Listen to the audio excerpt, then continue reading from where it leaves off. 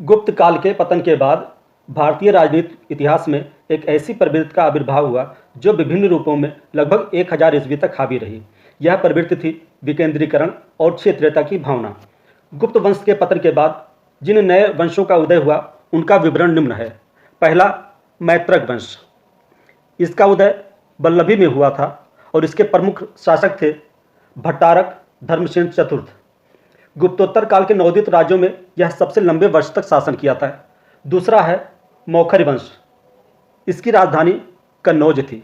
इसके प्रमुख शासक हरिवर्मा थे, ईशान वर्मा, सर्ववर्मा। इन्होंने हूणों को पराजित कर पूर्वी भारत को उनके आक्रमण से सुरक्षित किया था। तीसरा प्रमुख वंश और सबसे ज़्यादा प्रमुख वंश इस काल का था पुष्यभूत वंश। इसकी राजधानी थानेश्वर थी। पुष्यभूत वंश के प्रमुख शासक पुष्यभूत थे, प्रभाकर वर्धन थे, राजवर्धन थे और हर्षवर्धन थे। उसके बाद है परवर्ती गुप्त। ये मगध में था। इसके प्रमुख शासक महासेन गुप्त थे। एक नया वंश था चंद्रवंश या गौड़ वंश। ये बंगाल में था। इसका प्रमुख शासक शशांक था। इसकी थानेश्वर एवं कन्नौज के शासकों से शत्रुता थी। इस समय जो सबसे महत्वपूर्ण वंश था वो पुष्यभूत वंश था और उसमें भी जो सबसे महत्वपूर्ण शासक था वो हर्षवर्धन था, जो 606 से लेकर 647 ईस्वी तक शासक रहा है। ये इतिहास सब कुछ हर्ष के समय से ही या हर्ष के ऊपर ही आश्रित है। हम यहाँ जो भी चर्चा करेंगे पुष्यभूत वंश के बारे में चर्चा करेंगे और खासकर हर्षवर्धन के बारे में। पुष्यभूत वंश का संस्थापक कौन था? आपका उत्तर होगा पुष्यभूत। इनकी राजधानी थानेश्वर थी। पुष्यभूत वंश की स्वतंत्रता का जन्मदाता तथा प्रथम प्रभावशाली शासक कौन था? यह था प्रभाकर वर्धन, जो हर्षवर्धन और राजवर्धन इन दोनों का पिता था। नेक्स्ट है प्रभाकर वर्धन की पत्नी यशोमती से 2 पुत्र, एक राजवर्धन और हर्षवर्धन तथा एक पुत्री राजश्री उत्पन्न हुई थी। नेक्स्ट है राजश्री का विवाह किसके साथ हुआ था? तो यह आपका उत्तर है ग्रहवर्मा। ये माखौरी वंश का था, शासक था, जिसके साथ राजश्री का विवाह हुआ था। किसने ग्रहवर्मा की हत्या कर दी और राजश्री को बंदी बना लिया? यह था मालवा का शासक देवगुप्त। नेक्स्ट है राजवर्धन देवगुप्त को मार डाला, परंतु देवगुप्त के मित्र गौड़ नरेश शशांक ने धोखा देकर राजवर्धन की हत्या कर दी थी। नेक्स्ट है शशांक किस धर्म का अनुयायी था? तो शशांक आपका शैव धर्म का अनुयायी था। इसने बोध वृक्ष जिसके नीचे महात्मा बुद्ध ने तपस्या की थी, जो बोध गया में था, उसको इसने कटवा दिया था। अब हम आते हैं हर्षवर्धन। हर्षवर्धन 606 से लेकर 647 ईस्वी तक शासक रहा। इसकी प्रमुख बातें थी हर्ष के पूर्व वर्धन वंश की राजधानी थानेश्वर थी, किंतु हर्ष ने अपनी राजधानी कहाँ बनाई? ये कन्नौज बनाई। नेक्स्ट है हर्ष ने शशांक को पराजित करके कन्नौज पर अधिकार कर लिया तथा उसे अपनी राजधानी बनाया। हर्ष का प्रारंभिक इतिहास किससे ज्ञात होता है? यह होता है बाणभट्ट से ज्ञात। बाणभट्ट हर्ष का राजकवि तथा हर्षचरित का रचयिता था। नेक्स्ट है हर्ष ने 641 ईस्वी में अपने दूत चीन भेजे तथा 643 ईस्वी और 646 ईस्वी में 2 चीनी दूत उसके दरबार में आए। हर्ष बौद्ध धर्म की किस शाखा का अनुयायी था? आपका उत्तर होगा महायान शाखा का। हर्ष के शासन क्षेत्र में नहीं आता था, तो हर्ष के शासन क्षेत्र में कश्मीर नहीं आता था। ये बहुत महत्वपूर्ण है। नेक्स्ट है चीनी यात्री वैनसांग के अनुसार हर्ष की राजकीय आय का 4 भागों में बांटी जाती थी, यानी जो उसकी आय होती थी वो 4 भागों में बांटी जाती थी। एक भाग राजा के खर्च के लिए रखा जाता था, दूसरा भाग विद्वानों के लिए, तीसरा भाग अधिकारियों के लिए और अमलों के लिए और चौथा भाग धार्मिक कार्यों के लिए रखा जाता था। नेक्स्ट है चीनी यात्री हुएनसांग भारत कब आया था? हर्षवर्धन के समय में आया था। वह 629 ईस्वी से 645 ईस्वी तक भारत में रहा। वह नालंदा के बौद्ध विश्वविद्यालय में पढ़ने के लिए और भारत से बौद्ध ग्रंथ बटोर कर ले जाने के लिए आया था। नेक्स्ट है और बहुत महत्वपूर्ण है यात्रियों में राजकुमार या नीति का पंडित एवं वर्तमान शाक्य मुनि किसे कहा जाता है? आपका उत्तर होगा हुएनसांग को। नेक्स्ट है हर्ष और पुलकेशिन द्वितीय के बीच नर्मदा नदी के तट पर युद्ध हुआ था, जिसमें हर्ष की पराजय हुई थी। नेक्स्ट है हर्ष के 3 नाटक कौन कौन से हैं? हर्ष के 3 नाटक प्रियदर्शिका, रत्नावली तथा नागानंद। हर्ष को साहित्यकार सम्राट भी कहा जाता है और ये किंवदंती है, कहा जाता है कि ये तीनों नाटक धावक नाम के कवि ने हर्ष से पुरस्कार लेकर उसके नाम से ये तीनों नाटक लिखे थे। तो नाम याद कर लीजिएगा यहाँ, धावक। नेक्स्ट है बाण भट्ट, जो हर्ष के दरबारी कवि थे, ने रचना की थी, तो उन्होंने हर्षचरित एवं कादंबरी की रचना की थी। नेक्स्ट है हर्ष के समय में प्रयाग में प्रति 5वें वर्ष एक समारोह आयोजित किया जाता था, जिसे महामोक्ष परिषद कहा जाता था। वैनसांग स्वयं छठे समारोह में सम्मिलित हुआ था। नेक्स्ट है हर्ष के अधीनस्थ शासक कहे जाते थे, ये होगा महाराज अथवा महासामंत।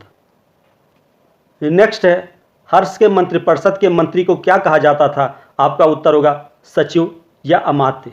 नेक्स्ट हर्ष का साम्राज्य कई प्रांतों में विभाजित था, प्रांतों को भुक्ति कहा जाता था। प्रत्येक भुक्ति का शासक राजस्थानीय या उपरिक्त अथवा राष्ट्रीय कहलाता था। प्रशासन की सबसे छोटी इकाई ग्राम थी। ग्राम शासन का प्रधान क्या कहलाता था, आपका उत्तर होगा ग्रामाध्यक्ष पटलिक। नेक्स्ट है पुलिस कर्मियों को क्या कहा जाता था, तो उत्तर है चाट या भाट। नेक्स्ट हर्षचरित में सिंचाई के साधन के रूप में तुला यंत्र या जल पंप का उल्लेख मिलता है। नेक्स्ट है हर्ष के समय मथुरा सूत्री वस्त्रों के निर्माण के लिए प्रसिद्ध था। अब हम हर्ष के समय के कुछ प्रमुख अधिकारी को देखते हैं। एक पहला अवंती, ये युद्ध और शांति का अधिकारी था। दूसरा था सिंहनाद, ये सेनापति था। तीसरा अधिकारी था कुंतल, ये अश्व सेना का प्रधान था। स्कंदगुप्त, ये महत्वपूर्ण है, ये हस्त सेना का प्रधान था। एक था सामंत या महाराज, ये नागरिक प्रशासन का प्रमुख था। हर्ष सूर्य, शिव तथा बुद्ध का उपासक था। हर्ष का दूसरा नाम शिलादित्य था। अब आगे आता है कन्नौज के लिए त्रिकोणात्मक संघर्ष। हर्ष के पश्चात कन्नौज विभिन्न शक्तियों के आकर्षण का केंद्र बन गया। इसे वही स्थान प्राप्त हुआ जो गुप्त काल तक मगध का रहा। उत्तरी भारत का चक्रवर्ती शासक बनने के लिए कन्नौज पर अधिकार करना आवश्यक समझा जाता था। 8वीं शताब्दी में कन्नौज पर अधिकार करने के लिए 3 बड़ी शक्तियों पाल, गुर्जर पत्रिहार तथा राष्ट्रकूट के बीच संघर्ष प्रारंभ हो गया, जो 8वीं 9वीं शताब्दी के उत्तर भारत के इतिहास का सर्वाधिक महत्वपूर्ण घटना थी। उस समय कन्नौज पर शक्तिहीन आयुध शासकों का शासन था। उसमें 2 भाई थे, एक था चक्रायुध और दूसरा था इंद्रायुध। इन्हीं दोनों के बीच में युद्ध हो रहा था। एक शासक इंद्रायुध का समर्थन करते थे, दूसरा चक्रायुध का समर्थन करते थे।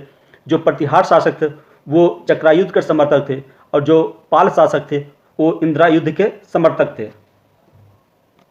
अब प्रमुख क्वेश्चन हैं, 8वीं शताब्दी में कन्नौज पर अधिकार करने के लिए 3 बड़ी शक्तियां कौन कौन सी थी? ये थी पाल, गुर्जर प्रतिहार तथा राष्ट्रकूट। कन्नौज पर किस वंश का शासक था? आपका उत्तर होगा आयुध वंश का।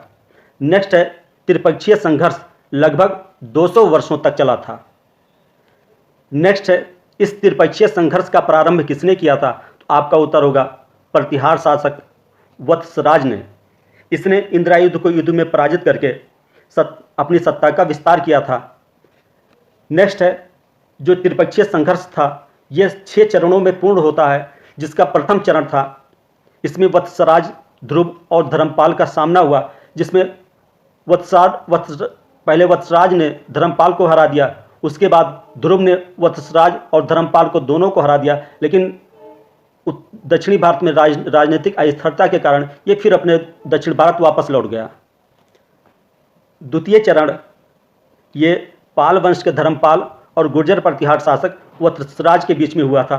तृतीय चरण में प्रतिहार शासक नागभट्ट था, पाल शासक धर्मपाल था, राष्ट्रकूट शासक गोविंद तृतीय था। ये बिल्कुल प्रथम चरण की पुनरावृत्ति थी। गोविंद तृतीय ने नागभट्ट और धर्मपाल दोनों को हराया और फिर वो वापस दक्षिण भारत लौट गया। चतुर्थ चरण ये बहुत विवादित रहा। ये जो संघर्ष था काफ़ी विवादित था।